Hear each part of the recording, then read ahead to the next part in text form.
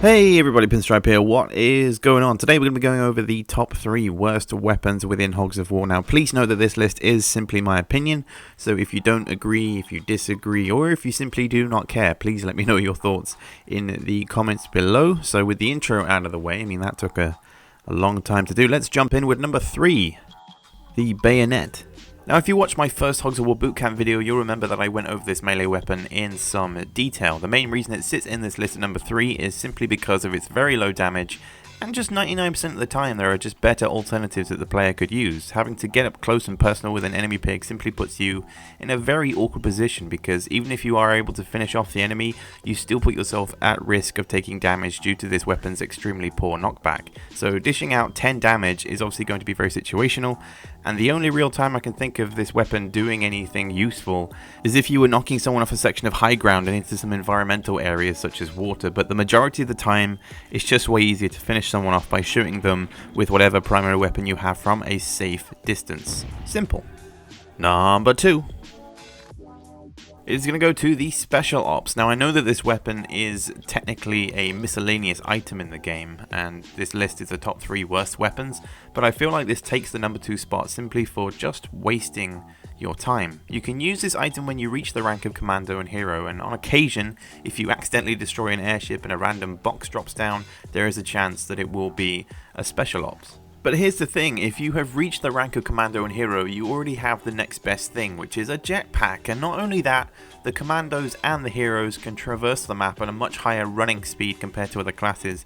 Combine that with the ability to not lose health when they're in water and swimming, and they are just simply golden. The Special Ops simply allows the player to pinpoint a spot on the map to parachute down to, but by doing so you take up your entire turn. So yes, you can land on the spot that you want, but you can't do anything until that pig has its next go. So this item doesn't make much sense to me. I mean, you can use it as a last ditch attempt to collect that promotion point in the corner of the map, but why should you lose your turn over it? The game timer simply has no relevance whatsoever to this item, which I feel could have been used to some form of greater effect, and parachuting from the airship itself takes a ridiculous amount of time anyway. So the main counter argument to this, of course, is that if you have a pig that is injured, isn't able to walk around so fast, and has no other option but to retreat to some form of cover, then, and only then, is it actually, helpful. Other than that, I find this item to be fairly pointless to me when compared to other alternative methods of travel that you have in the game. Moving on then to number 1, we have Suicide.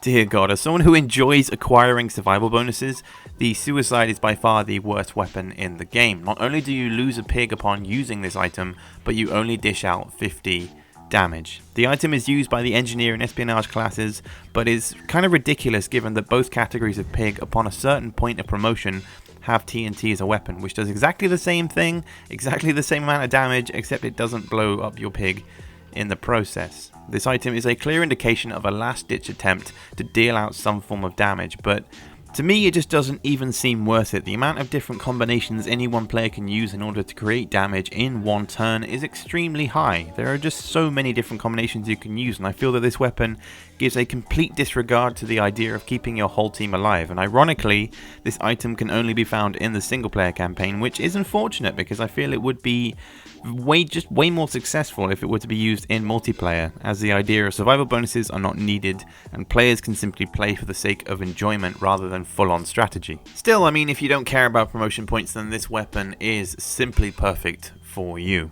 Overall though guys, that is going to wrap up this video. Just a short one today going through the top 3 worst weapons in Hogs of War. Did you agree with my list? Let me know your thoughts in the comments below and let's get a full-on discussion going. I hope you all enjoyed the video, and in the meantime I'm going to be making plenty more Hogs of War content coming out real soon. I have been saying that I want to have, at least two videos a week as a sort of vague schedule, which I know most YouTubers don't really ever stick to, but hopefully I can. So in the meantime, I will catch you all later for the next one.